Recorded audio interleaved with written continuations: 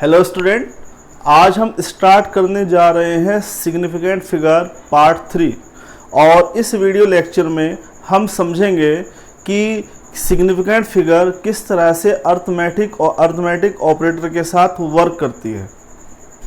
तो आज का हमारा टॉपिक है rules for arithmetic operation with significant figure. Arithmetic operation कौन कौन से, जैसे plus, minus, division and multiplication. इन चार ऑपरेशन के साथ हम ये समझेंगे कि जो सिग्निफिकेंट फिगर है वो किस तरह से वर्क कर रही होती है। तो इसके लिए एक रूल आप याद रखेंगे, इन एडिशन और subtraction the final result should retain as many decimal places as are there in the original number with the least decimal places। इसका मतलब ये हुआ कि जब आप क्वांटिटीज को ऐड कर रहे हैं या सब्सट्रैक्ट कर रहे हैं तो हमारा जो फाइनल रिजल्ट होगा उसके अंदर डेसिमल प्लेस कहाँ पर होने चाहिए।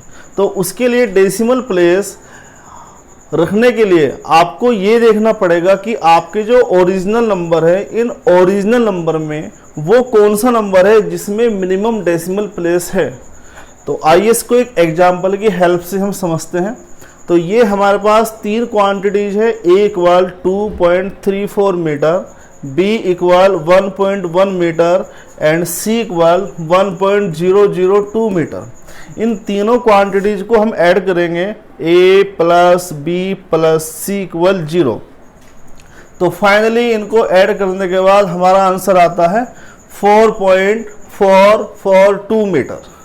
तो अब हमें ये देखना है कि इस फाइनल आंसर में सिग्निफिकेंट फिगर कितने होंगे और ये डेसिमल प्लेसेस कितने प्लेस पर होना चाहिए।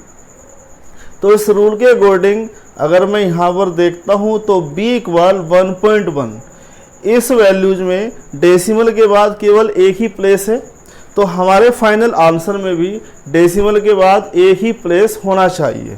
तो इसलिए मुझे यहाँ से इन दो डिजिट को रिमूव करना पड़ेगा, 4 और 2, इनको राउंडिंग ऑफ करना पड़ेगा। और राउंडिंग ऑफ करने के लिए कल जो लास्ट वीडियो था मेरा सिग्निफिकेंट फिगर पार्ट 2, उसमें आप देख सकते हैं कि हम राउंडिंग ऑफ कैसे करते हैं। तो अभी मैं यहाँ से 2 को रिमूव करूँगा। 2 जो होता है वो 5 से कम है, तो इसको रिमूव कर देंगे और इससे पहले की जो क्वांटिटी है उस पर कोई इफेक्ट नहीं पड़ने वाला। अब हम यहाँ से 4 को रिमूव करेंगे, तो 4 जो है वो भी 5 से कम है, तो इसको रिमूव करने के बाद इससे पहले की क्वांटिटी पर कोई इफेक्ट नहीं पड़ने वाला। तो इनको रिमूव करने के बाद हमारे पास डेसिमल के बाद बस एक ही प्लेस बचता है, तो हमारा फाइनल आंसर हो गया 4.4 मीटर।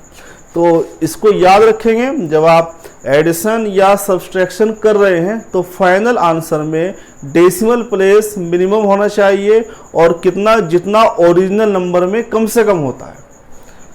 ओके,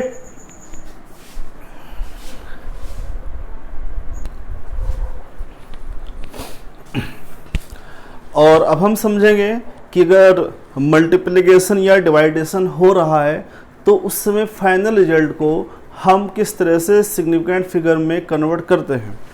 तो इसके लिए एक रूल है हमारे पास, इन मल्टीप्लिकेशन और division the final result should be reported to the same number of significant figure as that of the original number with minimum significant figure.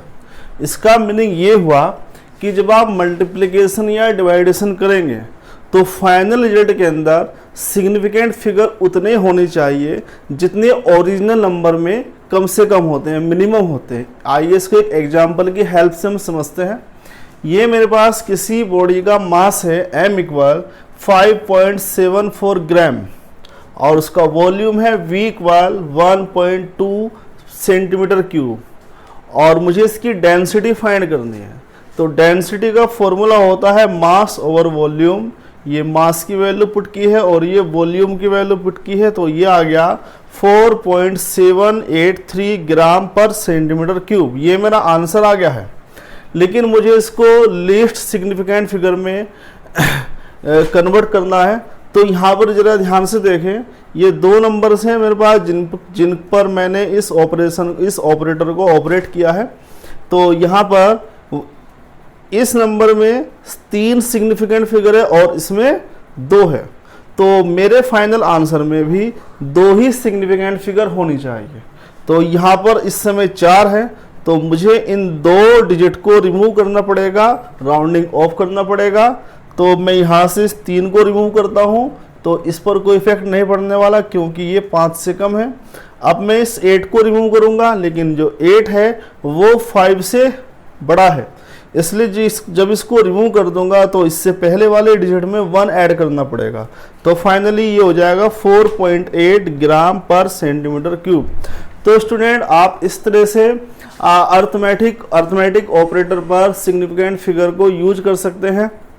तो एक बार फिर समराइज करा देता हूँ, जब आप एडिशन या सब्सट्रैक्शन कर रहे होते हैं उस समय आपको फाइनल आंसर में ये देखना होता है कि जो ओरिजिनल वैल्यू है उसमें मिनिमम डेसिमल प्लेसेस कितने हैं, उतने ही आप अपने फाइनल आंसर में बनाइएगा।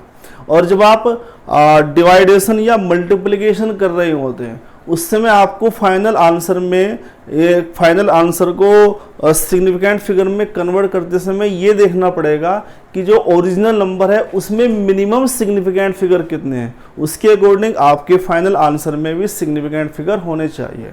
तो इस तरह से आज तक हमने सिग्निफिकेंट फिगर के 3 लेक्चर पढ़े हैं, तो आप इनको अच्छे से कीजिएगा, ये आपके सभी डाउट्स को क्लियर कर देंगे। Thank you.